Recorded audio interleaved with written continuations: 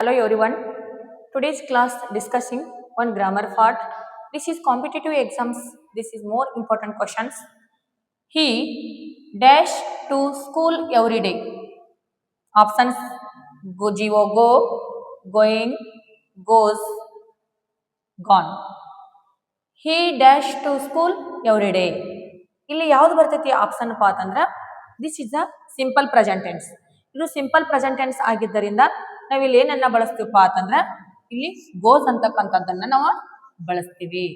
ಯಾಕೆ ಗೋಸ್ ಅನ್ನ ಬಳಸ್ತೀವಿ, ಗೋ ಅನ್ನ ಯಾಕೆ ಬಳಸಲಿಲ್ಲ? ಓಕೆ, ಇಲ್ಲಿ ಒಂದು ರೂಲ್ಸ್ ಅನ್ನ ನೋಡ್ಕೋಬೇಕು.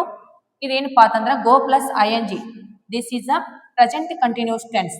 P1 ಪ್ಲಸ್ ING ಇದು ಪ್ರೆಸೆಂಟ್ ಕಂಟಿನ್ಯೂಸ್ ಟೆನ್ಸ್. ನಾವು ಸಿಂಪಲ್ ಪ್ರೆಸೆಂಟ್ ಟೆನ್ಸ್ ರೂಲ್ಸ್ ಅನ್ನ ನೋಡಿದಾಗ ಸಿಂಪಲ್ ಪ್ರೆಸೆಂಟ್ ಟೆನ್ಸ್ ಇಲ್ಲಿ ಏನಪ್ಪಾ ಅಂತಂದ್ರೆ ನಾವೇನನ್ನ ಮಾಡ್ತೀವಿ, ಹಿ, ಸಿ, ಇಟ್ ಇವುಗಳು ಬಂದಾಗ ನಾವು ಏನನ್ನ ಬಳಸ್ತೀವಿ, P1 ಪ್ಲಸ್ ES. ಅಥವಾ ಇಲ್ಲಿ ಇನ್ನೊಂದು ಏನಪ್ಪಾ ಅಂತಂದ್ರೆ ನಮಗೆ ಹೆಲ್ಪಿಂಗ್ ವರ್ಬ್ ಏನ್ ಬರ್ತೈತಿ, ಡಸ್ ಅಂತಕ್ಕಂಥದ್ದು ಹೆಲ್ಪಿಂಗ್ ವರ್ಬ್ ಅನ್ನ ನಾವು ಯೂಸ್ ಮಾಡ್ತೀವಿ. ಅಷ್ಟೇ ಅಲ್ದ ಆಯ, ಯುವ,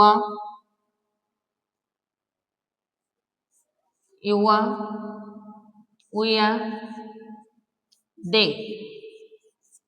ಇವುಗಳ ಬಂದಾಗ ನಾವೇನ್ ಮಾಡ್ತೀವಿ, ಇಲ್ಲಿ P1 ಮಾತ್ರ ಬಳಸ್ತೀವಿ. ಅಂದ್ರೆ ಇಲ್ಲಿ ಹೆಲ್ಪಿಂಗ್ ವರ್ಬ್ ಅನ್ನ ಡೂ ಆಗಿ ನಾವು ಯೂಸ್ ಮಾಡ್ತೀವಿ. ಇಲ್ಲಿ ಲಕ್ಷ ಕೊಡ್ಬೇಕು, ನಮಗ್ ಗೊತ್ತಾಗತ್ತ. ಇಲ್ಲಿ ಹಿ ಬಂದಿದ್ದರಿಂದ ನಾವು ಡಸ್ ಅಂದ್ರೆ P1 plus ES, go plus ನೋಡ್ರಿ, go plus ES. This is the goes is answer correct. Are you understanding? This is go is I, you ಅಂದ್ರೆ ಪ್ಲೂರಲ್ ಫಾರ್ಮ್ಸ್ ಗಳು ಬಂದಾಗ, ಪ್ಲೂರಲ್ ಹೆಲ್ಪಿಂಗ್ ವರ್ಬ್ಸ್ ಗಳು ಬಂದಾಗೆಲ್ಲ ನಾವು ಗೋ ಅಂದ್ರೆ ಡೂ ಅನ್ನ ಬಳಸ್ತೀವಿ. ಹಿ, ಸಿ, ಇಟ್ ಬಂದಾಗ ನಾವು ಡಸ್ ಅನ್ನ ಬಳಸ್ತೀವಿ.